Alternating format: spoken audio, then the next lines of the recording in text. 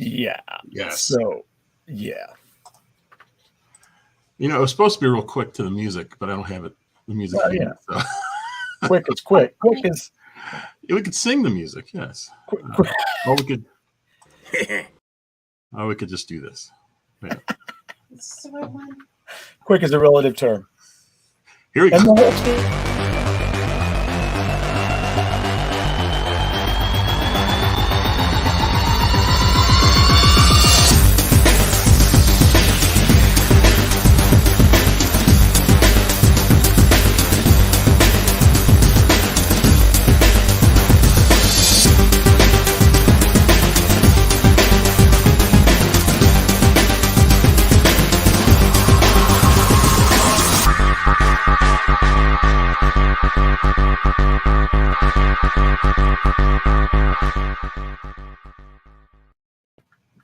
That was so quick. Missed it by that much. We're so close. As soon as we get live, I was like, wait a minute, I have no idea where this video is.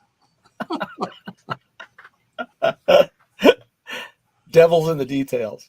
That's right. So what's going on, Stuart? I got the wrong date on our thumbnail. Pete's making fun of me, so I got to hurry up and fix it.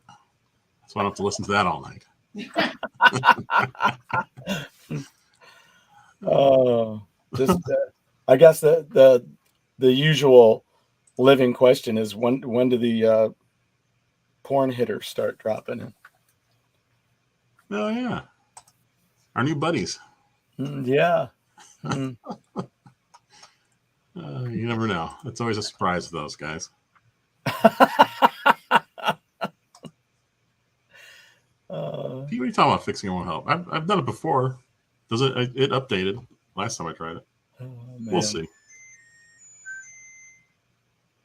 Is that little chime? Yeah. What was that? What was that? Was that the rice? The oven. Oh, the oven. Oh, it's the oven. That's right. We're going back in time. We're back in June. Hey,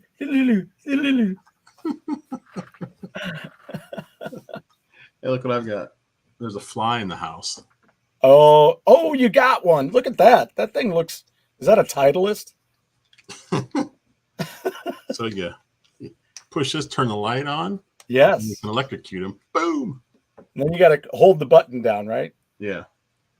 Otherwise, you zap yourself when you touch it. You know, these flies, for not having a brain, they're pretty smart. They're hard to catch. I always know that when you go to get a fly, instead of going zooming off like this, they always go up and then so you guys can come from above. But even then, they're outsmarting me.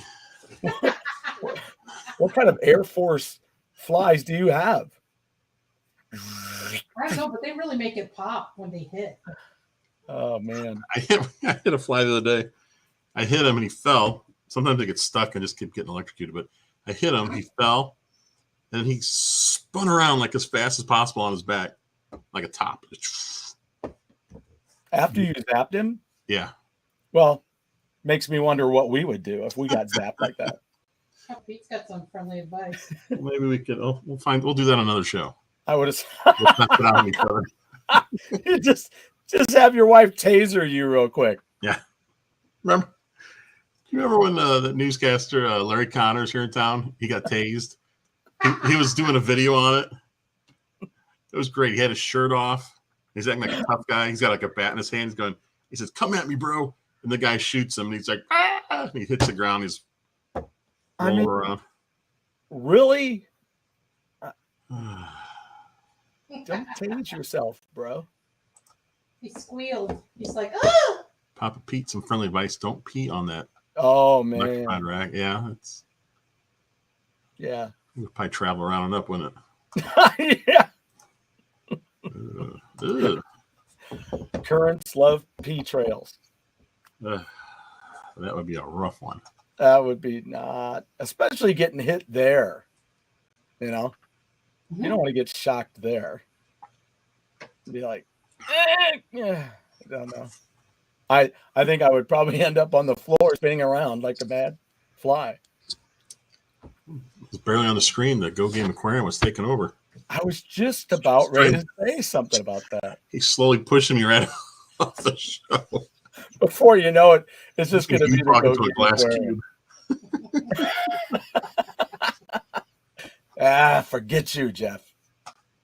Forget Me, it. they want to see.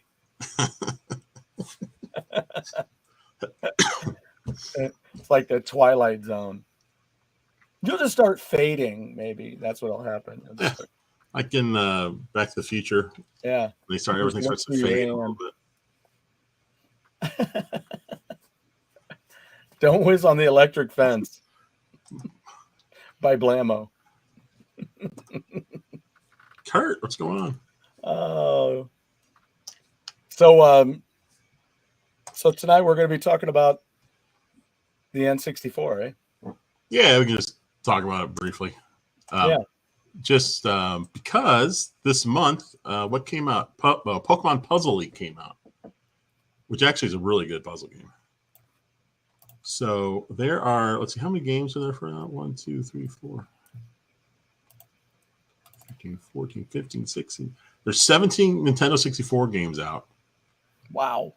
And none are announced for next month or beyond. Nintendo did say, yeah, they are still putting them out. So we do know they're coming out. So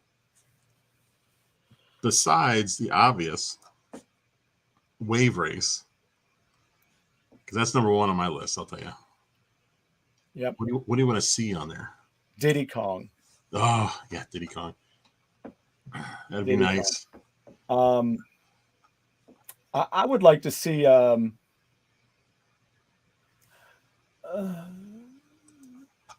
I thinking of of course, Star Fox is already there.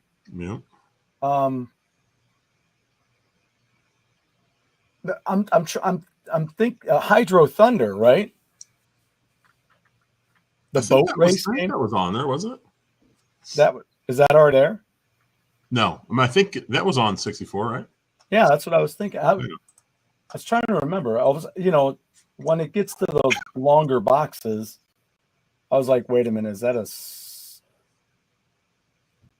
Super or a 64? Saboteur says Pilot Wing 64. I'm surprised that's not on there because on launch day, all we had was Super Mario 64 and Pilot Wing 64. That was it. So I wonder why they're holding that back. Come on. Come on. You got Diddy Kong, which would be great. Donkey Kong 64, which I think a lot of people don't like. But then you got stuff like Perfect Dark and GoldenEye.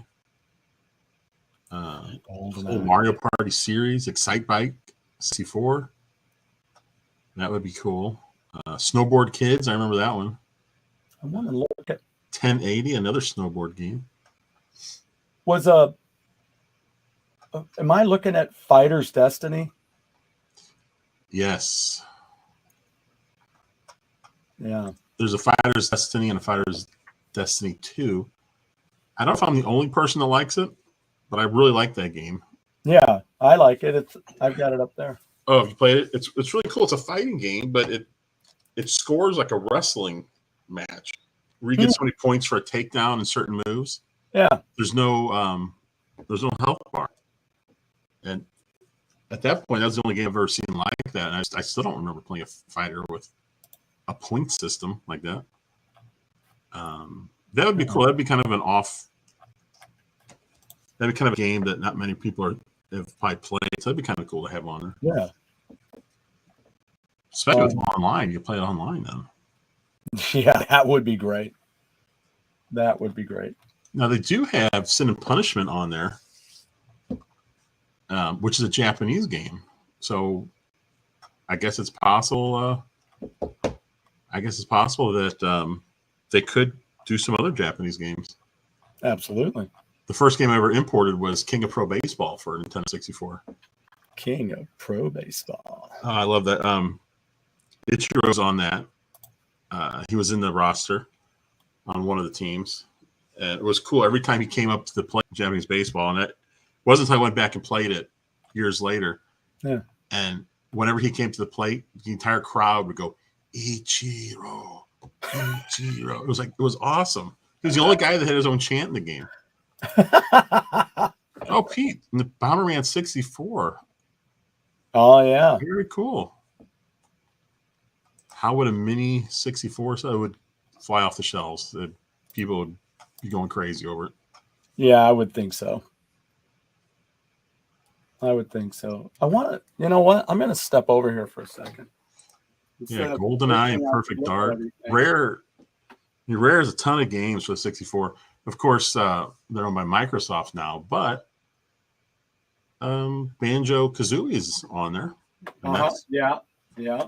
So, and Microsoft seems pretty willing to let their games be on Nintendo stuff.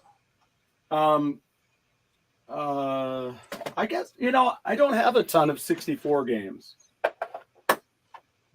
Most of what I have is already out there. They've actually done a pretty good job of getting the big hitters out pretty early. Yeah, because they have like Star Fox is there. Oh, there's one I'd love to have. Okay, so here you go. Oh, which one? Oh, you know what? The Fighter's Destiny I have is Fighter's Destiny 2. Oh, interesting. Fighter Destiny 2. I have one. I don't think I ever got two. Well, then we should get together and play. I got to find all my games. I don't know where they all are. That's what happens when you move, right? True. So I have this one, but is that out there already? No, that is not. And there you go. Oh, wow. Interesting. We played the crap out of this here at the house when the kids were here. And of course, we've already mentioned this. I love that game.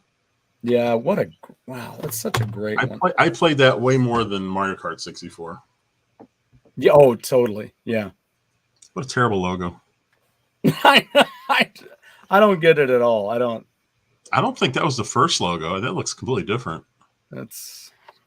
Yeah, no one's buying that game looking at that box. No. At least the first game was good. I don't know how the second one was, but why don't you want it, little Stevie? Look at the box. Just look at the box. Do I have to say anything about the logo, Ma? Do I have to? There you go. Aha, there you go. Up to 4 players. I love that. Oh, and this one I played this a lot. I've never seen it. Oh yeah. It wasn't NBA Jam. Was that on 64? Did they do one for that? I mean, I only knew it for. Well, I always think about the Genesis, but I think it was Super, right? Because I think I have it on Super and Genesis. Yeah, Lance, Nintendo 64 was the last generation of Nintendo consoles use the cartridges. Up until then, the Switch used the little mini cartridges. That's it. That's right. Good, interesting thought. Yeah, I remember when they made that. I remember when Sony was coming out with PlayStation, they were going with DVD or CD. I'm sorry. Nintendo was sticking with the carts. I mean, it was cool. They load a lot faster, but and I actually thought the Nintendo 64 looked better than PlayStation, but just by a little bit. It wasn't quite as blurry, I don't think. A little bit. I'm looking for some photos and things that I took the other day. I was talking to some other people. They were mentioning the WWF games. There's a lot of wrestling games on the 64 that were very popular. Yeah, I just never got into the wrestling games. I was still always, more into superhero games or other adventure games. And racing, obviously racing games. And we have the Zelda game up there. Which one do you have? Ocarina of Time? Yep. Trying to see. Yeah, this doesn't make sense. Yeah, Slappy, that Mega Man box art was pretty bad. It's pretty funny, though. For which one? I guess it was the first one. Wasn't it like an actual person kind of dressed up and he was doing this with his hands? Yeah, it was like a painting. Oh, it's terrible. It looked anything like the game. No, it did. What does it remind me of? Is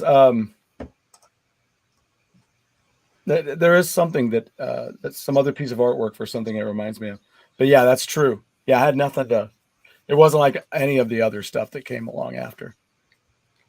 There was a mobile phone game developer. I read the story.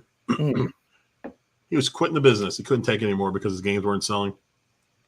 And so I was looking into it, and he had this pretty cool looking like pixel art game. Yeah. And he said it just didn't sell at all.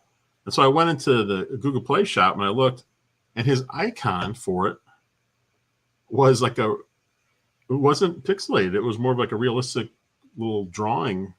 I'm like, why don't you have a pixelated image on your logo or on your icon for people to see? Yeah. So you see that, it's a old style game, and then you'll get the people interested. That I thought it was really weird. Like, why would you not have a pixelated icon? Like, it's very strange. Look, okay, whatever. Oh my God, my phone is. I wish I could access my phone on the computer sometimes because. So we should let's see. So the August game, we don't know what's coming out for the 64. I guess we'll find out. What is this? And we're like, why? What do you mean that we don't know? Yeah. I don't know. Nintendo just like for Super Nintendo and NES and Genesis, they don't say anything. They just all of a sudden, oh, here's some games. Now for 64, when they first announced it, they showed off like 13 games or so. Mm-hmm. So we knew those games were coming. We should know in what order. Yeah. But now they've done all of them, so. But it was funny. Nintendo did actually make a tweet saying that they'll continue to update the Nintendo 64. So it's not like nothing's coming next month. So yeah, they just need to do Wave Race and get it over with. Just make us happy. Can you make Wave Race 64 if it's online? Plus, that was a 4-player game, right? Yeah. Which one? Wave Race. Wasn't that 4-player? Yeah. What if you had 4-player online? I wonder if that would be, if online would be good enough to handle that. Because if it is, then now you're talking. Ooh. Now I get talking. I was just looking up an article. So what they have so far is they have are all of these out now? The Legend of Zelda Majora's Mask. Mm-hmm. Yeah. F-Zero. Everything you see as a list on the list is out. Like Kirby 64. And the Pokemon Snap. Dr. Mario 64. Now, Yeah, I haven't played much of that, but that's cool because it's 4-player. Yeah. Right. Yeah. Yeah, and the one that just came out was Pokemon Puzzle League, which is a really good puzzle game. I like all these like classic games, and then you got Winback out of nowhere. It's like, what is that even doing in there? Winback. Who was dying to get that on there? But really, that's the only one of all the ones they put out so far for the 64. It's the only kind of oddball ones. Like what? Yeah, and there's an article here too about a mini Nintendo 64. Is that what it is? Classic edition. Well, there's rumors about it, but I don't know if it's coming or not. Yeah.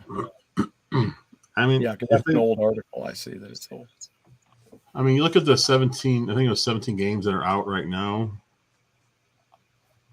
and most of those are from Nintendo themselves. So, right. Geez, you could just put all those on and a few more and call it a day if you wanted to. Yeah, I mean, yeah, true. Just there's your list right there. But yeah, no, I'd love to see GoldenEye out there, and Of course, and the thing is, are people going to buy it if they've already? I mean, if they're big Nintendo fans, they probably already have the online anyway. So why am I going to right. pay $80 or $100 if I'm just getting the same old games? Which is a good point. That is a good point. I'll tell you what happened. People bitch and moan about it if that happened, and then they go out and buy it. Because that's what they do. Nintendo fans bitch and moan about everything, but then they go out and buy it. Yeah. Yeah. Well, Just pick the win back for PS2. yeah, I mean, just stand up for yourself. Be like me and Rise of Skywalker. Just don't go. Just don't do it.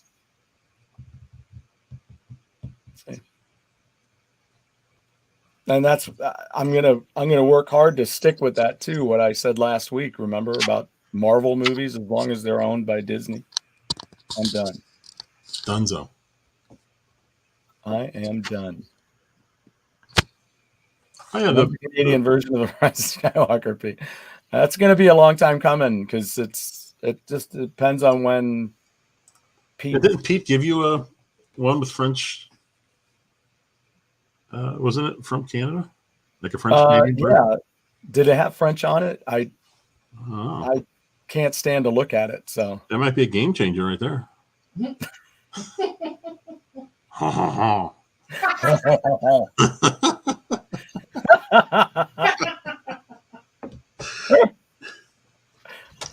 if it's not dubbed in French, we will certainly do it that way.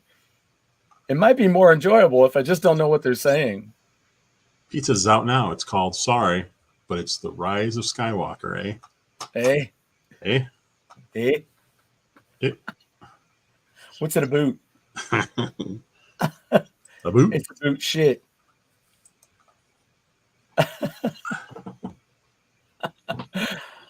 Oh man. So Did you have an unboxing story? yeah, I do. But how are we going to feel if Wave Race doesn't come out in the next wave? Oh, in the next wave of games. I'm not even sure they're going to give us a wave. I think they're just going to do You think every month, just throw one out there. Like, I don't think they're going to give us a roadmap with, here's the next 12 games. Yeah. I bet you it doesn't happen, but we'll find out next month. But yeah, I I think think there's certain ones that like that, where it's just, it just seems like a gimme because it was one of the first games. And it was great. It's one of the best racing games ever, I think, because it changes. I mean, every lap changes because of the water. Yep. And every time you play it, it's a little bit different. Yep. It's never the same. Which is quite a feat for a Nintendo 64 era racing game. Mm-hmm. Yeah. Because it takes timing and, it takes some memory to remember, where. Well, and I always love that the course changes. You go all the way around certain areas, and then the next time a door opens up on the second, you get a little shortcut. You go through the shortcut, or there's always a shortcut if you can make it. By the time you make it around second or third time, and the waves are so high, you're just going boom, boom. Oh yeah, man! Bounce like crazy. It's really hard to control. It's a lot of fun. Yeah, yeah. You go flying in the air, and then you got to shove down so it rides hard on the waves, and yeah. Is Jar Jar Binks even more annoying in French? Pete responds. Is like some people would say yes. They're not French fans. The French fans would say we. So I did something. So the other day I was trying to get these pictures and stuff. I've been working on getting my basement organized. We got a few new things which just changed everything. So I'm taking this month to try to get things together. But that hasn't stopped me from making some purchases. Now, the other day, if you look right, oh, there it is. This one is for, you see it right there on my shoulder there. It's put me solo, maybe if I go solo here. We go Han Solo. Han Solo. All right, so right there, there's an homage to me and Blake. All right, because I just got this Captain America figure. I'll bring it up here so you can see it. So these are the Infinity Game pieces, the characters, the figures. Oh, from the old art video The game. Disney Infinity. Yeah. So I love this Thor. I just think it's that kind of artwork that speaks to me. I dig it. So I was down at Retro Game Rescue. I've been down there twice now in the last week, and they had the Captain America, and I loved that too. I thought that was neat, and it was super cheap. It was like, I don't know, it was $4, $4.99, something like that. So I got that to go along with that. So then as soon as I brought it home, I'm like, oh my gosh, that's me and Blake right there. That's so funny. So I love this so much. I found one at the thrift store years ago. That's where I first saw it. So I got it. And then the other day I had a little mishap over here on the shelf, and I didn't know where he was. Oh my God. Crazy. So I didn't know where he was. So I thought, oh man. And I looked on Amazon and they had it cheap again. So I picked another one up. But in the meantime, I saw this. I had to get it. It's one of my favorite characters. Oh, cool. I had to get the Iron Fist. If they'd had a classic Shang-Chi, I would have gotten that too. But yeah, those are pretty cool to collect if you're into those characters. Yeah, they're really good quality, and the artwork design that they go from on those is just really super cool. Like I say, certain artists speak to me, and I think that's all. I got in there. But the other day, when I went down to what I did was I took, we did that show recently where they had the where Retro Game Rescue was in the feed and chatting in, and so they mentioned that they might be able to fix my TurboGrafx. So I took it down there. Well, then they got back to me and they said, we need to have a game card so we can test it, and also because they'll clean it. It was $30 charge for them to look it over, do a diagnostic, and clean it.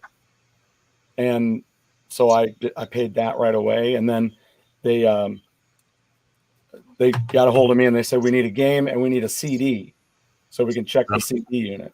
True.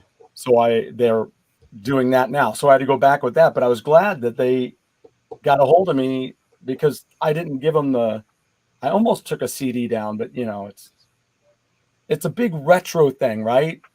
So there's something about letting it go for a minute to another place is scary. Yeah, I did that with my GameCube years ago, and I had it modded by the Game Trader in St. Charles.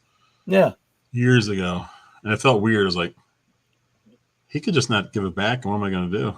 Yeah, I know. You're like, So fortunately, I remembered, though, that because I'd played Ordyne, and while I was playing Ordyne, I had slipped the CD card because it needs a card if you're going to use the CD I was just going to ask you that. You have to slip that card in so it reads through the system. And so that was good. So I took those down there. And when I did, I found this, Jeff. I thought of you. I always think of you. The Ren and Stimpy Super Nintendo game.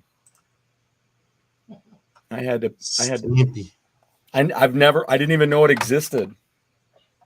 I also picked this up because tonight I got to send a note to Luke.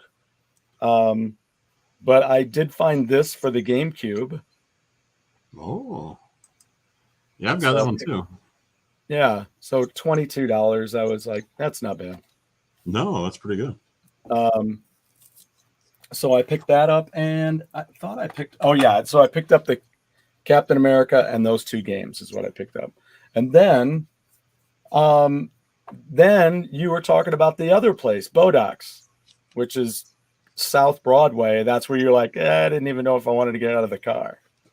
So I actually have a video. I'll load those up for next week, and we'll have it's like you've got the building, which is a really cool building. It's an old bank. It is literally an old bank, and there's a lot of people there. I guess people show up at the tables playing Magic or whatever. Yep. And but then everything around it, it's like, well, this whole place is a little suspect. This area. It is, and but it's like a little haven right there of lots of people showing up. It's a popular place. Yeah, and I told him John is the gentleman that owns it and runs it, and he used to be down in Arnold, down south. But then he said, like everybody that we hear about, there's so many. All right, not everybody, but a lot of people are talking about where rent is going up at crazy amounts. So he's like, I shouldn't do this. So then he was looking for a place, and he found this bank. You know what? Here, let's see if we can see this. My phone needs to be emptied out. Oh, for crying out loud. So there's the bank vault. Yeah. The door is taller than me. It's freaking huge, and it's thick. Look at him. There he goes. There's John pulling it open. It's so and you cannot open it from the inside, correct? That's how you get in? Right. Oh, no, that's not how you get into the building. That's how you get into the vault. It would be cool, though. Wouldn't it have a big vault, vault door outside? Yeah, it'd be like Lurch. Now that you said they rent out, right? Yeah, they'll rent. We can just hang out and play games. Yeah, he'll have a group that'll come in and want to play some, Magic or something in there. I'm so sorry it looks so crappy. I'll have this on the computer. Yeah, there's a bunch of what do you call those boxes? I forgot.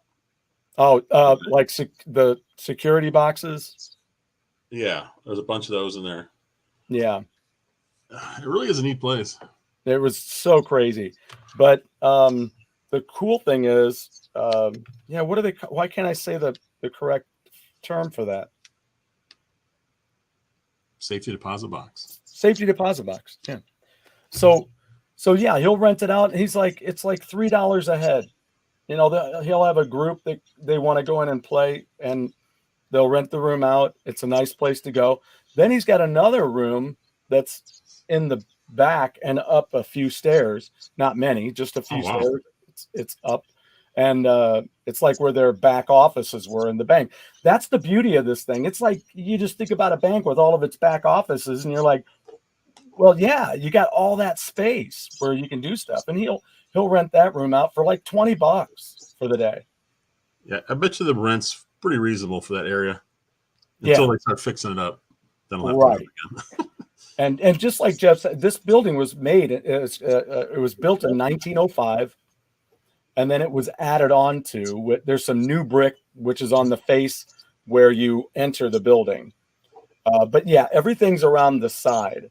And I thought it was so funny. I was just joking with John about it. I'm like, it's so funny that when I was talking to Jeff about it, I said he was saying, I don't even think there's a parking lot. I think you got to park on the street. And I wasn't about to park on the street and get out of my car there. I don't know how I missed it. I completely missed the parking lot, but it's right there. I don't know how. Yeah, the one that's there's one open. There is? Yeah, okay. I'm sorry. She's holding a box of cookies. It's very important update. It's a very important. Oh, JoJo's. What kind of JoJo's are those? Do you get JoJo's, Jeff? We got the fake Oreo ones.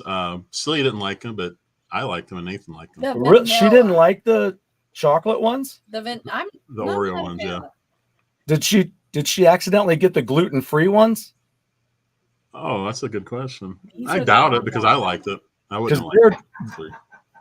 Because those aren't as good. Those aren't as good. Pumpkin and the because because those are better and they're cheaper. I'll explain that later. But anyway, but then no, there's a whole parking lot on the side, and he even has a drive-through. That's where they put together stuff for shipping and stuff like that. And I said, dude, you could do deliveries out of here. Out of those I told shoes. him I could do it. But anyway, it was a really neat place. But yeah, the building is old, and there's nothing on the two sides that says anything about the game store. You have to pull into the parking lot on the side where the new brick is, and that's where the doorway has the Bodox sign. And it'll also be a cool place to pick up some loose Intellivision games if I need to, because he had like 2 big bins that was full of Atari and Intellivision. He had a lot of it. Really? Yeah, I'm with Pete. I'm not sure what gluten is, but it's delicious. Yeah. Because whenever I eat some gluten-free, it's terrible. That's it. That's it. Well, maybe I'll buy a box and bring them by and see if you like those, because Sella and I did a taste test, and not only is there more cream in the JoJo's, because you know how it is when you're looking at the table and you're looking at one, you should be able to see the cream in between there. But when you look at an Oreo anymore, you can't. They've lessened the amount of the stuff in the middle, and their double stuffs are basically what a regular one used to be. Yeah, but Now they have mega stuff. well, they got mega stuff, and then they got most stuff, which is the biggest. And it's the Really? best. Oh, come on. It's tremendous. They're going to cheat you. They're going to cheat you on everything so that you buy more. Well, they also and have get the less. Oreo thins that have like nothing in it. Well, that's what a regular Oreo is like now. That's a thin. That's, yeah. It's what that comedian once called disappointment size. So anyway, but we tried them both, the Goldens and the chocolate, and we liked the JoJo's much better, and they're cheaper. So you get 20 ounces of JoJo's for $2.99, and I went to Walmart and picked up a regular size of theirs, and it was over $3, and it was only like 14 ounces. I just want Hydrox. Ah, Oh, Hydrox. I remember Hydrox. They still make those? no. If they do, it's in limited quantities because I don't think they sell them in stores anymore. So anyway, I'll have that stuff for those two shops. I got videos and stuff. This is something else I picked up the other day. The Spider-Man. This is a bunch of the first. It's got the gold binding here on the side too, on the pages. This is what they call. It's the Penguin Classics Marvel Collection, and what it is the early Steve Ditko stuff. Wow. So it's just like the first 17 comics, and then it's got a couple other issues. Yes, fun-sized candy bars are not fun at all. Yeah, that's what he was talking about. Did you know it's like with M&Ms, their bags, they make the really big ones. Yes. They call them a share size. A share size. They have the other one in between. It's like, no one's sharing those. They're just eating them all in one sitting. I mean, yeah. I mean, that, the bigger bags are a share size. I get a kick out of when they have the one that's a little bit bigger than the regular one. It's not all that big. And they're like, that's a share size. I'm like, yeah, sharing it with myself. Plus, when it's peanut butter M&Ms, I mean, that's like a 10-minute size. So here was another thing I bumped into the other day. Just remember this. This is my hammer away moment. You remember making mixed tapes, right? Oh, yeah. I just found these. I don't know where the tapes are. I'm not sure where the tapes are. But I mean, we used to fill this out.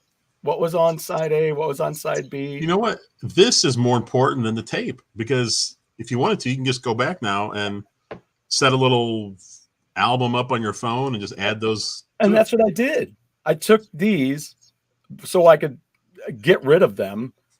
I took these and I went into Spotify and made a playlist of all these songs. The only one that I couldn't, how Spotify is, they have certain versions that I don't want. Like they have a live version of Naughty Naughty by John Parr. I don't want that. But they don't have the album version. There aren't many Fortunately, live we versions. re-recorded it. That's on there because a lot of times the record companies, they don't have the rights to that. So they re-record it so that they can have the royalties for that. And he recorded it's pretty close to the original. And I'm picky. So I was like, that's okay. I think that was the only one. I think everything else was on here. But these were all 80s. And I have a date on here that I did it on 11/17 in 1985. Wow. I was working at the radio station and I grabbed all these singles that I wanted and I went into the production room and I recorded that. Papa Pete said, well, they're fun if you have 6 of them. Out of context, that's pretty funny. 'Cause I'm not sure. We should have just people fill in what They think we're talking about. Yeah, just make it up. And then I bought this collector's box. It was really cheap.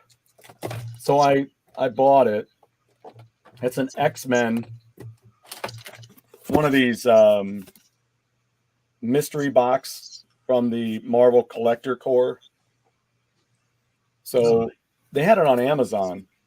And the reason that I bought it was because it had this.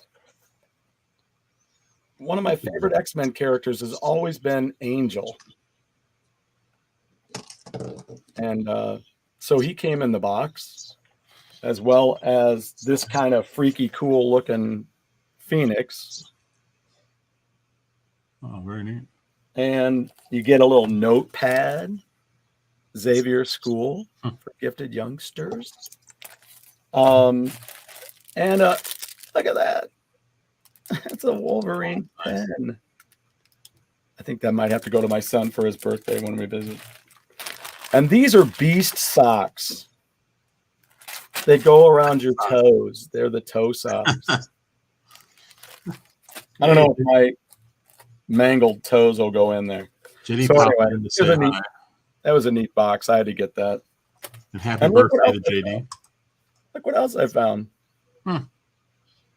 Now, is this Donatello, right? I have no idea. Was he the blue one? But look, it was a watch. Ah, I don't know if it still works, but I've never thrown it away. I thought, wonder if I could sell it. Just get a new band for it. And then, oh, she showed up. She showed up today. oh, Joan Jett. Yeah. I'm trying not to get too crazy with these Funkos, but I kept looking at that one and it was way too enticing. She was too cool looking. And I heard that she was like the best one on that tour. Because, Motley Crue is Motley Crue, how they are now. Vince especially, unfortunately. I just watched the Go-Go's documentary last night from Showtime. From Yeah. 2 years ago. It's on Showtime? Yeah, it's really interesting. I can't wait. I got to see that. It's a couple. I mean, I think it came out in 2020, so it's not really new. But Yeah. it's just interesting. The early stuff I thought was really fascinating because they started out as a pretty hardcore punk band. Yeah. That was neat. They actually had some video of them and some sound or some music. I guess they never recorded any of that stuff. I guess they just played live because you'd think they would have put that out at some point, if nothing else, just as a curiosity to what they were like before. Yeah. They are definitely one of those bands that were. Did they talk about Devo at all? Being an influence at all? Or, I mean. No, they talked more of pretty hardcore punk people. Yeah. Because I mean, I don't know if it was the production or who decided to do it that way, but a lot of their early stuff just is so Devo. It was kind of interesting because there's a couple of band members that they gave the heave ho to, like the drummer and the bass player. So the ones that showed up, from their first album were late additions, but we didn't know any better. And then once I got big, they got rid of their manager, which was really nice. This poor lady. she helped them get big, and then once they got big, they're like, "We're getting rid of you, so we can get even bigger." Yeah. Sometimes, I mean that we've seen that happen. It's unfortunate. It's if they did it poorly. I hope maybe they didn't do it poorly, but Well, I mean, for the last band member, the bass player, she really didn't want to go into the pop scene because they were starting to. That's when they started coming up. I think the first like pop song was "We Got the Beat." yeah. And then they came up with Our Lips Are Sealed. And they still hadn't been signed yet. And she wasn't too happy with the way they were going, but she never quit or anything. And then she got sick. And so the bass player that everyone knows with like the kind of red spiky hair, Yeah. they knew her and they invited her to sit in. And then they're like, you know what? We like this better. So then they fired her. Yeah. It was kind of funny. They told the manager, who they later fired also, or I don't know if they really fired her, but it seemed kind of weird. Like they got a new manager, and I can't remember if they were letting her stay there. I don't know, but she ended up just leaving. But they made the manager fire that girl. Like, geez, weren't you all friends? You couldn't just come right up to her and say, "Hey, look, we found someone else. We're going with them." Yeah, that's a rough one. I mean, it's business, man. I don't know. Yeah. I don't know. Lady manager that had to return the bath towels they wore on the album cover. Yeah, Yeah, they mentioned it in this documentary. Yeah, I saw a documentary, or I saw some interview. I was watching an interview. I think I told you about that, right? I was watching an interview. Yeah, I was just telling you the other day when we were down at Bodox. I was talking about it. They were on Howard Stern. Check that out. It's crazy. They have a interview with Belinda Carlisle and Jane Weedland were in the studio, and it got weird. It just was. He was paying them to do things, and he wanted Belinda to sit on his lap and let him tickle her feet. And then he goes, "Can you take your stocking off so I can tickle your barefoot? I'll pay you this much." Here come the sex bots. And then that'd be a great name for an album, wouldn't it? Here come the sex bots. Sex bots. It makes me wish that they would just develop that so we didn't have to worry about human trafficking. There was a show. What was it called? AI? I can't remember. There was a TV show on like A&E or AMC. I don't know, but it was all about robots that looked like humans, looked like them, sounded like them. Oh yeah. And yeah, there was some weird stuff going on with some of those robots. Oh yeah. Hey, speaking of which, Lance, when it came to mixtapes, sometimes I didn't pause, but yes, pause was your friend. It was like, boop, hold on, and then boop. And but sometimes, like, one of my least favorite stories of all time making a mixtape was when I spent like 24 hours making 5 mixtapes for the mini Grand Prix for the Arthritis Foundation. And I made 5 tapes, took me 24 hours because I had everything blend over because I didn't have any DJ equipment, so I couldn't spin all those tunes, So I just had to make these mixtapes. So you just put it in and walk away. And then it'll, you have those automatic tape players that'll just flip it over and play the other side.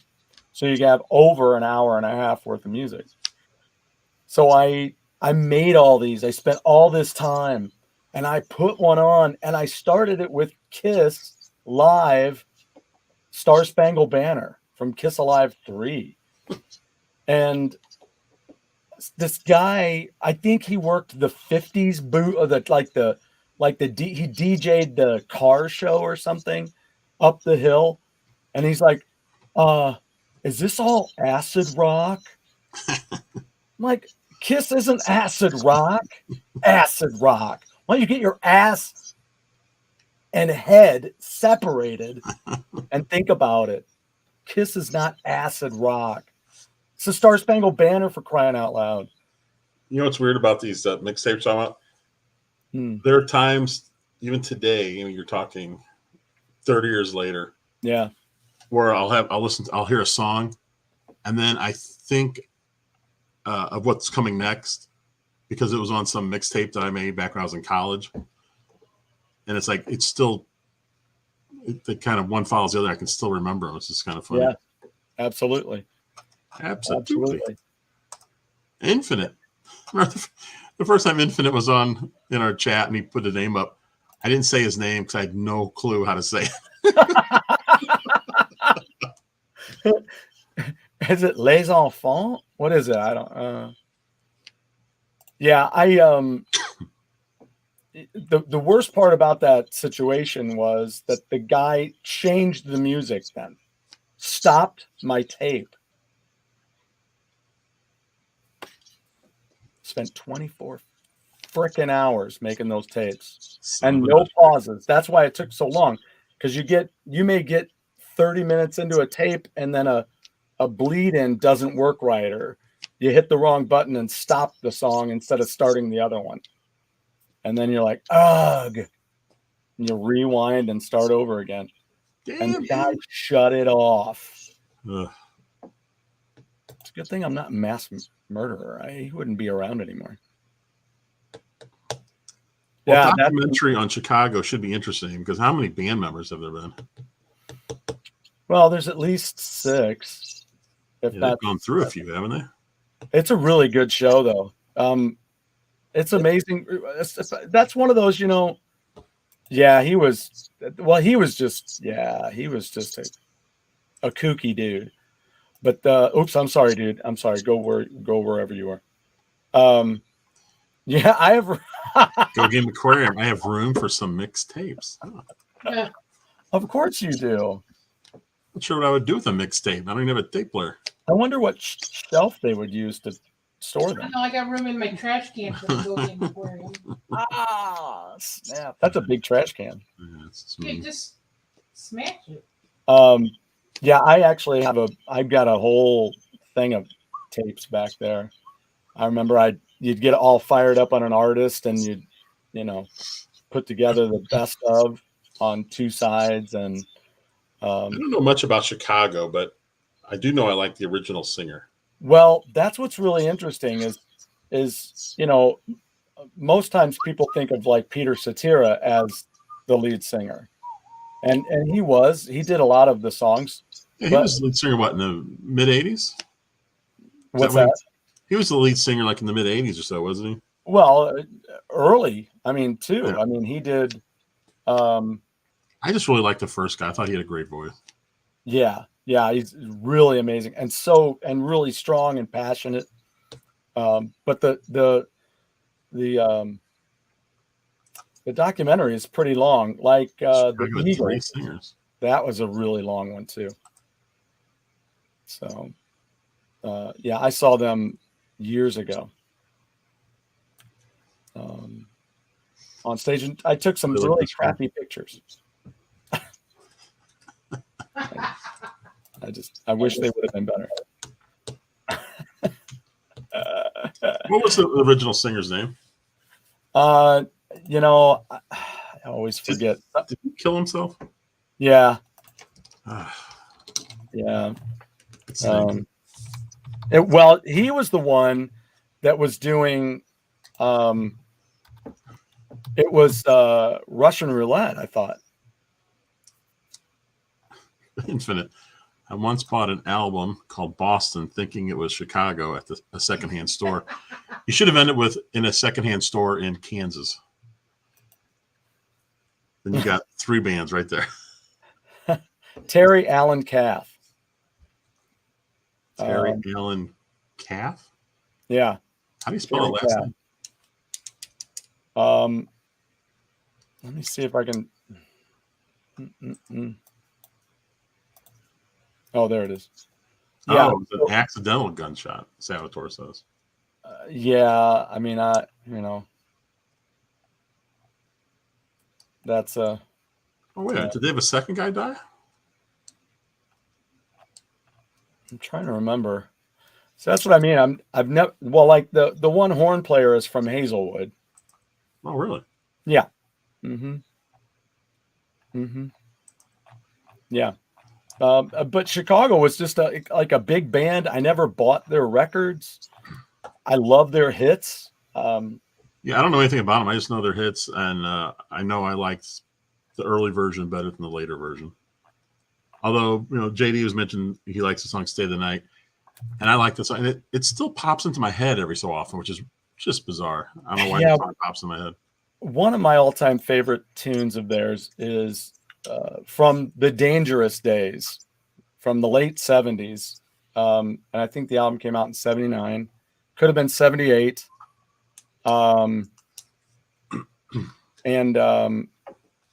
It came off of Hot Streets, and it was Alive Again. I love that song. I am alive again. It's just great production. Of course, there's a ton of great production going on at that time because everybody had to be bright and shiny, and it was disco time and all that stuff. So, yeah, Lance, Chicago's originally called the Chicago Transit Authority. Well, yeah, it just rolls off the tongue, doesn't it? Yeah, right. That's like Styx used to be Trade Winds 4. Yikes. That's exciting. You're talking about a guy, one of these band members shooting himself clean his gun. Curly of the Stooges was he had a shotgun. I don't know what he was shooting at the time, but he went and he leaned up against a tree, went to sleep. He had the shotgun like kind of laying on his lap and leg. And somehow it went off, hit him in the ankle. And if you ever notice on the Stooges films, when Curly runs, I think his right ankle like does not bend. He runs funny, and he wasn't doing that to try to be funny. That's just how it went. And he was in pain. They said for the rest of his life because of that. He never could get. And they said that part of that was led to his drinking, which then led to his stroke, and then finally death. So that one little thing completely changed his life. At one moment. And you just don't ever think that that's one of those things where you're like, no, I got it. Don't worry about it. I'll never fall asleep with a shotgun and boom, shoot myself in the ankle. How would that ever happen? That's a minute to win it moment right there. An hour in the shower. If you haven't heard it, look it up. An hour in the shower. I hope that's a song. Is that a power hour in the shower? Just checking. Hey, Brian. He's the nicest YouTuber. That's good. Yeah. Well, all right. The nicest YouTube. I thought we were the nicest YouTube. Nope. No, you're right. Anything I've ever said about Rise of Skywalker, that pretty much cancels that. Chicago Earth, Wind, and Fire Cons 2016. I thought were they touring again this year together? I know Earth, Wind, and Fire was coming here. I don't know. What was that? I bought it out called. I think it was Chicago at a secondhand store. That's when I added he should have said I bought it in Kansas. That's right. Yeah. Sorry, that's why I missed that. Yeah. Stay the Night. There's a lot of those 80s hits that I really liked. Especially like, was it Stay the Night? Is that one of them has a cool jam at the end? I mean, I'm a big fan of a lot of their stuff, but I can't say that I have a lot of it. But I did have a friend. If you look right up there's this fat white one right there. Can you imagine? I mean, that was one of their 70s releases with multiple vinyl in it. Jeez.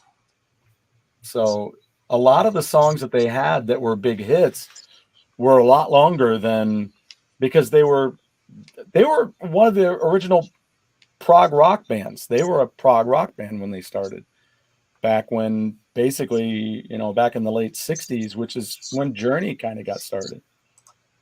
And stuff. There was a lot of those cool prog bands that, they had these epic tunes from which they had to glean only 4 minutes or so for a hit song. What do you think about this? Earth, Wind, and Fire lead singer passed away. What do you think about bands who replaced the lead singer? You know, I almost feel like they should just change the name of the band. I'm going round and round and round and round and round. So is everybody else. I mean, everybody's going round and round with it because of all these tours that are happening where you don't even have any original members. But there again, you have bands that people still regard highly, like Megadeth. One person. I mean, it gets hard to keep people in bands. So what do you do? So do you call it like Foreigner? What do you call it? Do you call it a Foreigner tribute show? Because some of these guys have been in Foreigner for 20 years. They've recorded an album together. They've, done a live DVD as Foreigner. I mean, Foreigner lost 2 members when, and then they went and created a band called Spies because they, like Ace Frehley and Peter Criss, thought that they weren't getting enough writing credits. They didn't think that enough of their songs were being chosen to put on the record. So, what was the band Kurt Cobain was in? What was that called? Nirvana. When he died, didn't the other band members form another band or another new band? Well, I mean, Dave went. You mean as drummer and bass player? Well, I thought they left and they got a new lead singer, but they called themselves something else. I could be crazy. Was it the Foo Fighters? Is that who it was? Well, that's Dave Grohl is the drummer who became a guitar player then. Oh wait, Born Distracted thing. It's Foo Fighters. Okay, that was what I was first thinking of. I mean, I didn't want to go as obvious as that. I figured that was. Well, I think, really thinking back here, like Joy Division, I think their lead singer killed themselves, but I think the band went on as New Order, I think. I'm sure somebody in the chat can tell me differently, but I think that's what happened. Now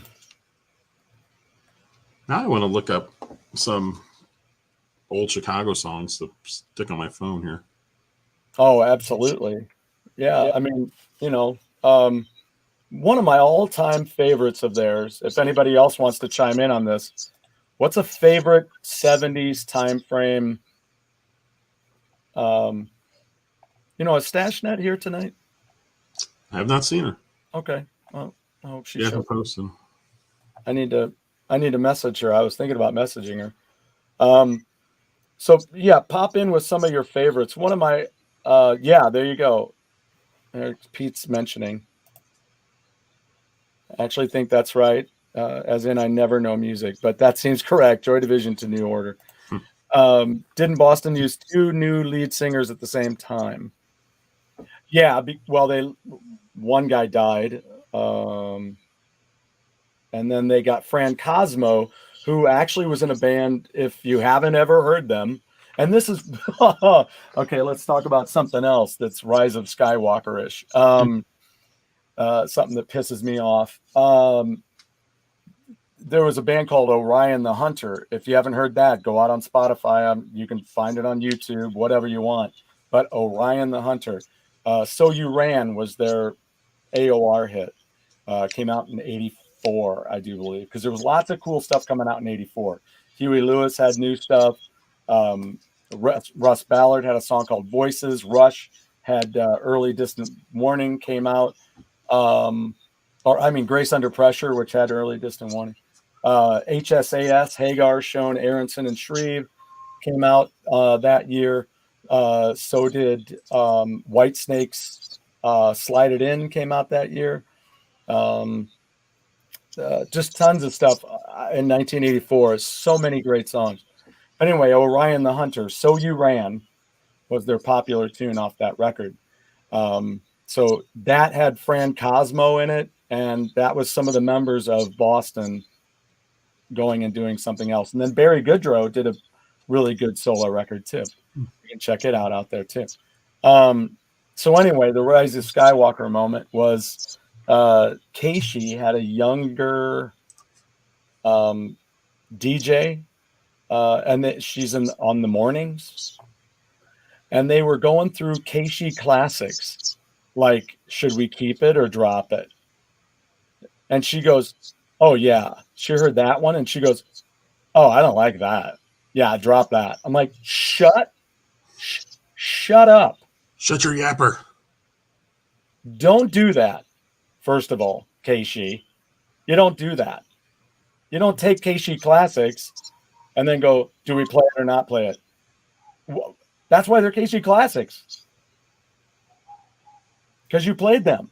Somebody still plays Disco Duck. Why? Because it was popular. What about Cowboy? Just don't like it if you don't like it. They have songs they play that I don't like. I'm sure I don't listen to it, but I mean, you know, I'm like, don't take one person's opinion, especially if they weren't even born yet when it came out. Yeah, okay. You know, were you even alive in '84? No. Okay, then you don't get an opinion. Oh. Not there, not then, not on that. No. But hey, you can make the case that both AC/DC and Van Halen had bigger albums with their second singers. Not debating it. Exactly. Right. For whatever reason, they have these huge records. Now, 1984, big smash album, but yeah, true. And there's no sense in arguing who's the better, because Dave got them to where they were. And did he play anything on stage for the most part? No. Did he complain when Eddie started using keyboards? Yes. Did David Lee Roth write a lot of the songs, or was he just singing? Yeah, he was a co-writer on a lot of that stuff. Yeah. I mean, I'm not a big Van Halen fan, but I did like the David Lee Roth days better. Yeah, and it just depends on what you're looking. I didn't necessarily love the production of the Sammy Hagar days. Way too much open hi-hat, just way too. I'm just like, okay, settle down. There just didn't seem to be enough difference. Doesn't mean I didn't like a lot of the songs. There's a lot of the songs I really like. And part of it was I'm just not a big Sammy Hagar fan. I mean, just blasphemy here in St. Louis because he's so popular. But yeah, I mean, there's a guy out there that's a YouTuber that hates him. I'm like, oh, okay. But I do have several Van Halen songs on my. Well, not several. I have a few on my phone, but yeah, it's not like you don't. It's not like anything. It's not like you don't appreciate it, and there aren't some things that you really like. But well, to be honest, I mean, the only album I've ever listened to was 1984. So, and I like several songs off there, but for whatever reason, I just never went and listened to any of their stuff other than whatever made it to the radio. I suppose if I was to suggest one other album of theirs, I would say check out the first record. Then oddly enough, I just watched a special about the 1978 Texas Jam, TEXXAS. Texas Jam, the first one they ever did. There's a YouTube show that's 45 minutes long. I highly suggest it to everybody. And they had Ted Nugent, Hart, Van Halen was there, and nobody knew who Van Halen was at the time, really. And they were the one spectator that was there that they interviewed was like, we didn't know who these guys were, and this blonde guy comes walking out on stage, and he's all, and they were saying too that they were wearing these really, like tight spandexy kind of things, and they had never seen that. He's like, most of these bands were still just rock and rollers and wearing jeans and, Papa Pete, he's a huge Van Halen fan. He has both their records, 1984 and 5150. That's a really good place to go, though. I mean, that's pretty smart, Pete, though. That's a nice, And they only use numbers for album names. OU812. So yeah. And and then you can abbreviate for unlawful carnal knowledge. But yeah, I mean, they said, and even Walter Egan was on there. What's funny during that show, because the show is old, the interviews are old, and it's funny when they're talking to Ted Nugent about Walter Egan. They were talking about Walter. You know who Walter Egan is? I do not. Magnet Walter and Egan. Steel was his big hit. What did you say? Magnet and Steel was his big hit. You are the magnet and I am steel. I've never heard that. Are you serious? Yeah, I'm serious. I've never heard it. Oh, sorry. So there, so a lot of Ted Nugent was like, "Oh, Walter Egan was there." he's like, didn't he have that song like Magnet and Steel or something like that? So it's kind of funny when you're watching it for that. And he goes, "Well, just give him all my best. I just didn't remember him playing." Yeah, Lance, Genesis with Peter Gabriel, I guess, is the lead, and Phil Collins. That's a Doobie Brothers thing right there. But I mean, it wasn't like Phil Collins wasn't part of the band. Yeah. So that's a difference. Like Michael McDonald, when he joined the Doobie, he wasn't in the Doobie Brothers. So when okay, I don't know anything about Genesis either, but when Peter Gabriel was the lead singer, did Phil Collins still do some lead singing on some songs? Or did he not sing at all?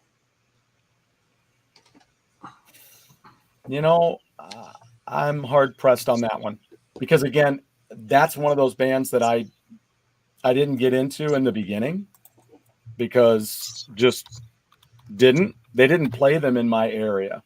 Saboteur. I like Peter Gabriel. He looks like Fester now. He looks like Fester. I'm putting together. One of the things that I'm doing down here in the basement is fixing up my music room. What I'm trying to do is get to where I can do all the different things that I want to do: recording, craft stuff, and all that. So I'm trying to get that room together. So I'm building a new cabinet, which is why my floor looks like this.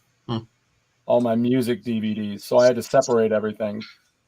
So you have concerts over here, and I have a Peter Gabriel concert, a newer one that I found at the dollar store.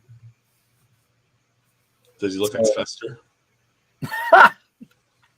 And that's a line in Rockstar, one of my favorite rock and roll movies. When Jason, God, that's so sick that I can't. Jason Bonham, his character throws a TV out through the window and it hits down in the parking lot, and that's when Jennifer Aniston pulls in and this television smashes on the ground. And they were like, "What's his problem?" And he goes, "He just found out his wife ran off with Peter Gabriel." So, hey, what about the Cars? They had, kind of dual lead singers there. they did, and they both died. Now they're both dead. Now, was this like a Lennon McCartney thing where if they wrote the song, they sang the song? Not always. And that was like in Kiss. I mean, let me do my research and I'll find out. Because I find myself liking, I don't even know his name. Benjamin Orr. Yes. Like Live. Yeah. I find myself liking Cars songs that he sang more than Rick Ocasek. Yeah. I like both, but yeah. So I really like the band, but the well, ones that Benjamin Orr sang some of them were so unique, I thought. Yeah, and they're smoother. They're much. Yeah. He's got a smoother voice, whereas, Rick has that kind of quirky. I don't know. That Adam's apple.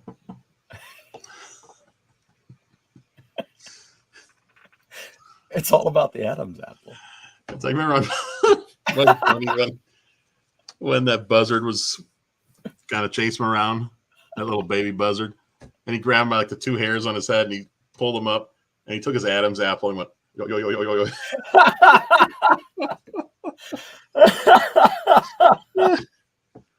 God, oh, man. What is this? Genesis documentary. Documentary. Some of all parts is good. Yeah, I need to watch that. One of the big breaks was opening for Bowie. Yeah. Yeah. So I'll have to check that out. Yeah, Benjamin Moore was a better singer. Yeah. Love OK6. Yeah, exactly. Yeah, same. Yeah. Band America lost track of how many different singers they had. Did they? I mean, they had a couple singers. I mean, they had Dan Peake and Dewey Bunnell. And that was the thing that got me in trouble with my boss in my first job. Did I talk about this on here before? I don't know. I don't think so. So one day he chimes up and he says, well, yeah, and I really liked Neil Young when he was in America. Uh-oh. There we go. Uh, It was a short-lived experience, but I try to be as, I don't think he was in America, and he's like, oh yeah, he was. I was like, okay, I'm not saying he wasn't. I'm just saying I don't think that I'll have to check that out. I'm eager to know. Well, he was mistaking, I think it's Dan Peake that has the higher voice, which is a little more in that range of Neil Young, but he's much better singer than Neil Young. Neil Young's not a great singer. speaking of that, are there singers that technically aren't really that good that you really like to listen to? Sure, but do stay in your lane. Like Joan Jett, she's always stayed in her lane. But the Donnas, I've talked about them before, where they were a punk band based on, being influenced by punk bands, and especially like having influence of the Runaways and Joan Jett. And that's what she was good at vocalizing. Then they started branching out and doing more melodic tunes. And that's just not the kind of vocalist that she is. I know one guy like Ringo Starr. He doesn't have a great voice. He can only hit certain notes, right? But which is not good for me because his songs are easy to sing. Yep. Yellow Submarine, Photograph. His those couple like really huge hits he had, a single plus the Beatles stuff. Yep. It was just, I don't know. I liked his voice. It was unique, but I mean, it is. You wouldn't say, he's not he would not be a lead singer if he wasn't, Ringo Starr on his own. Yeah. Who's interesting is he had as a solo artist. Who's interesting is Johnny Cash. Mm. I've always thought of Johnny Cash was born a different time, and he was on America's, what's that singing show that was out for a long time? American Idol. American Idol. You mean? Yeah. I don't think they would have even looked at him because his voice isn't like strong. He's not. I don't know. I wouldn't say it's a great singing voice, but man, do I like listening to Johnny Cash. Yep. Yeah, I hear you. And where did I see Johnny Cash today? I just was looking at it. Yeah, he showed up. I do also want to make mention of this. What about the band Asia? You can stay where you are there. That's fine. But the band Asia, Born Distracted, if you like Asia, here's some interesting things, okay? I was just going to talk about this earlier because you were talking about singers changing and people not liking it. I've mentioned Yes before. Yes. So the Buggles came out, and then they had the big hit and were the first video on MTV. Then those two guys went to Yes, and they put out an album. I think it was 1980. They put out the Drama record. So John Anderson wasn't singing. It was Trevor Horn singing. And Jeffrey Downs took over for Rick Wakeman. So the Buggles were the keyboard and lead singing of Yes at that time. Some people didn't like that, as a lot of Yes fans did not like that. So then Trevor Horn stayed with Yes in a production format. John Anderson came back, and Trevor Rabin came in and replaced Steve Howe, who went over to Asia with Jeffrey Downs. So there's a little interesting thing there. Asia, it's another band we could have put into that little thing of I bought Boston thinking it was Chicago while in Kansas on my way to Asia. one more. Here we go. As George Thorogood once said, I met a German girl in England who was going to school in France, and we danced in Mississippi at the Alpha Kappa dance. From Chicago to Boston to America. Oh yeah, America also. Don't forget Russia. That was a bit. So we should think about that now. What are all the different location bands? So anyway, but Jeffrey Downs and Steve Howe left Yes. Trevor Rabin came into Yes, and they went over and did Asia. But when you're talking about Asia, you're talking about the lead singer was John Wetton.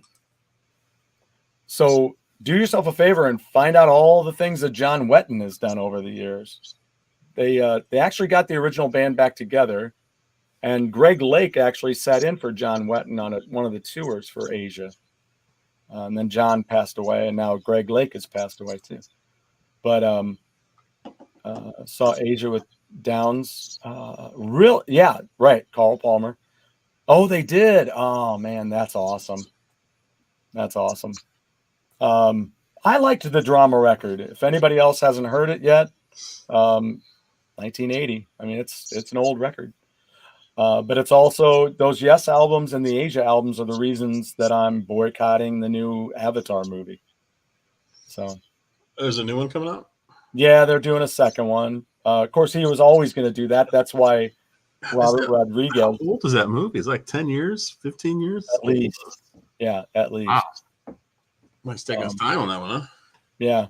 That's why Robert Rodriguez did Alita Battle Angel, because James Cameron said that he was going to be making Avatar movies till he died, and he had the rights to Alita Battle Angel. You haven't seen that, right? Hmm. You should. It's really good. If you have anybody out there, of all the millions of listeners and watchers and commenters, if you haven't seen Alita Battle Angel, check it out. It's really, really cool. Anyway, he had the rights to both of those. He had the manga rights. He had the rights to the manga of Alita Battle Angel, and he had Avatar. And he wanted to know which one of those storylines would push his company further ahead. And so that's why he chose Avatar. But then he met up with Robert Rodriguez, and he liked his movie making style and found out that he was a fan of the manga. And he goes, well, I've got the rights to this. I'm going to be making Avatar movies till I die. Can you? Of course, that may mean only 2. Yeah. But the thing about it is, I don't know if I mentioned it on the show. I'll be doing a show about it once I get all this stuff finished and I'm back to the show. There are things in Avatar that are straight out of Roger Dean's artwork. Roger Dean did the artwork for a bunch of the Asia records and a bunch of Yes records, designed the logo for Yes. And but check out his artwork. Even there's a what is that? Oh, it's Celia's lip balm. Yeah, but it's empty. But it's a cool like form factor, and I like the way it twists. Yeah. And then it has this little thing here. I like to try and line it up just right because you can kind of shift it around a little bit. Oh my goodness! It's basically like a fidget spinner or whatever those things are called. Yeah, it's a fidget. Yeah, I'm just sitting there doing one of these. Yeah. So check out Roger Dean. There's even this arched rock that is in the Disney Pandora that looks exactly like something out of his painting. So he ended up taking them to court over it, because I looked through the credits on Avatar, because even the dragons that they have in there look like the dragons he painted. And I went out there and I'm like, I wonder if they ever said anything about that. Oh yeah, he took them to court over it. And the judge goes, of course, the judge probably has a buttload of money that she's sitting on from Cameron to go, if you'll throw this out, that'd be great. So she goes, well, no, the images that I'm seeing here are like spliced together and they don't look anything like it. I'm like, bullshit. If I'm looking at it and going, that looks just like it. The floating islands, the floating rocks, the dragons, everything. Do you think Avatar is going to jump the shark, the next movie? Well, it's already jumped the shark for me. Once I found out about the court case and how the judge just threw it out. I saw, it's hard to believe, but I did see the first one, even though it was way too long. Yeah. It's Pocahontas in another dimension. I mean, it was okay, but I have no burning desire to go see it again, see another one. Yeah. I mean, I have it, but I won't promote it any further. We're promoting it by saying that. Are they still going to be blue? Because they should really mix it up. They should be pink this time. Let's go with more of a teal. You pink, like this whole thing here. This could be your inspiration. That's in the new Avatar movie. That's how they moisten their lips. The moist lips. So, and it was also asked earlier, Roger Waters versus David Gilmour. I mean, it's one of those things. There's nothing to compare. I mean, they did some great work together. I did just watch. I thought it was the Division Bell, but it's not the Division Bell. It's the one after that tour, which is just David Gilmour basically doing. It's just they're doing all the David Gilmour stuff. So when's this new Avatar movie come out? Is it next year? I don't know. I'm not going. So we're thinking of going to see Nope Saturday.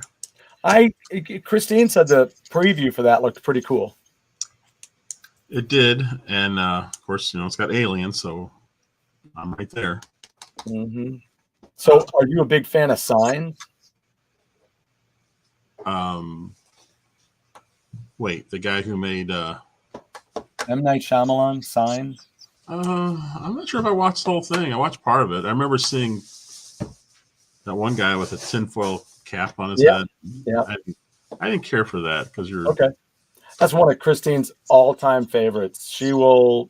It's like Red, Shawshank Redemption, and Signs. If they come on, she will just. And I go, I'm really not sure if I've watched it all. Watch the DVD. Yeah, that's one of her favorite. That's one of those must-have, must own for her. And she's also a big fan of Fifth Element. I've never been a big fan of that movie. Not sure I've seen that. Is that with Bruce Willis? See, I didn't like Get Out that much, so I'm a little hesitant only because of that. Good call on Orleans. Like I didn't think Get Out was as amazing as everyone else said, but I'm a little hesitant about Nope because I think it's the same guy, right, making it. Yeah. Yeah, Chris. Why can't I say Chris's last name? He's in it. Very flamboyant in it. And, Orleans is that was another great band that's named after a place.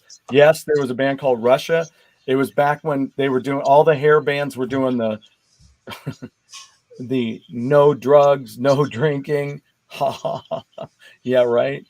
And they did the Moscow Festival over there with Scorpions and wow. I mean, Scorpions, Cinderella.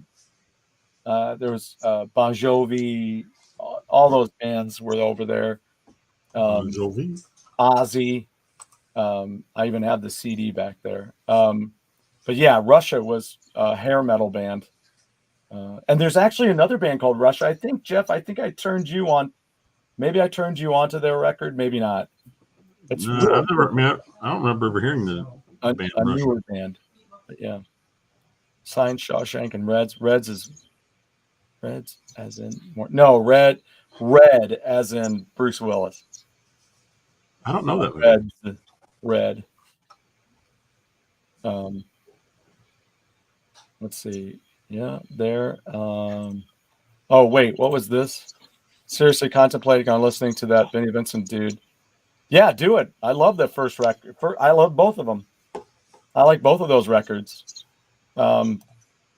Vinny's got his issues. He's his own worst enemy.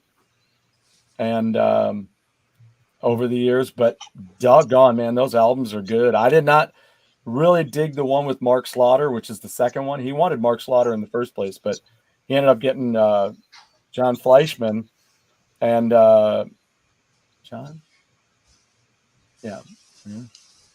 Anyway, he got him, and actually Fleischman sang for Journey for a blip. So you can check that out on YouTube as well. They have footage of him. Wet and Palmer and Downs. So. Yeah. Oh, and we watched the new Jurassic World movie. What's that one called? Is that Dominion? Yes. Thank you. Yep.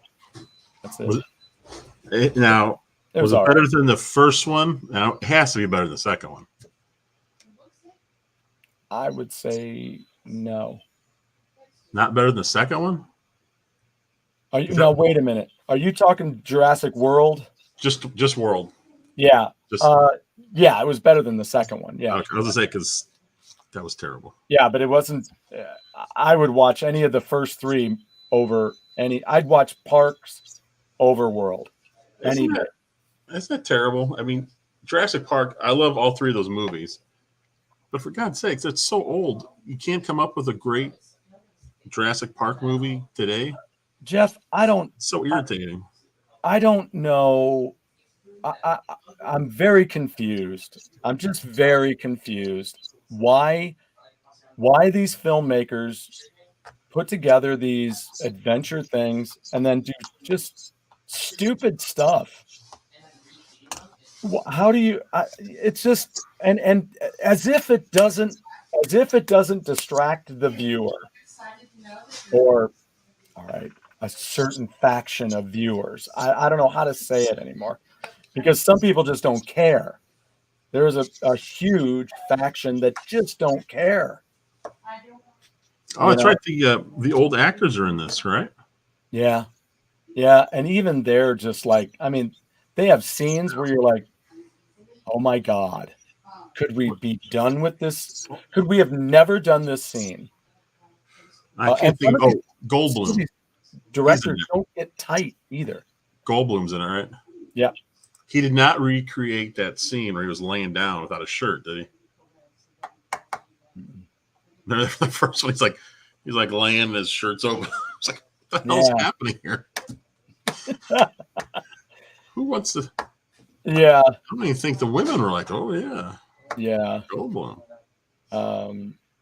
Yeah, that was a great album. That was a great album. So anyway, but I don't understand why they do that stuff. Like Thor, the new Thor, I don't understand. Perry's back. Perry. Oh, Perry. What's up, Perry?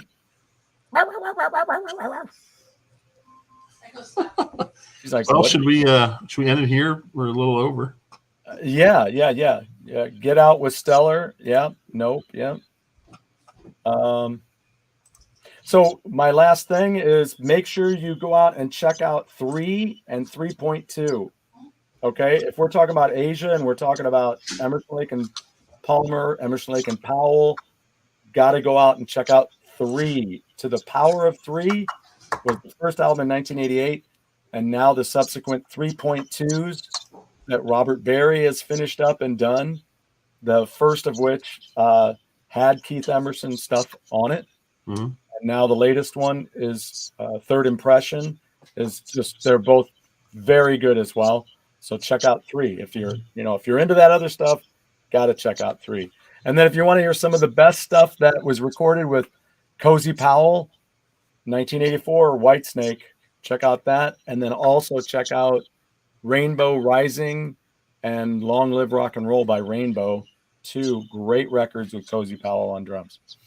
And I'll shut up. That's all we got. Yeah. All right. We will see you guys next week. Boom. That's all we got.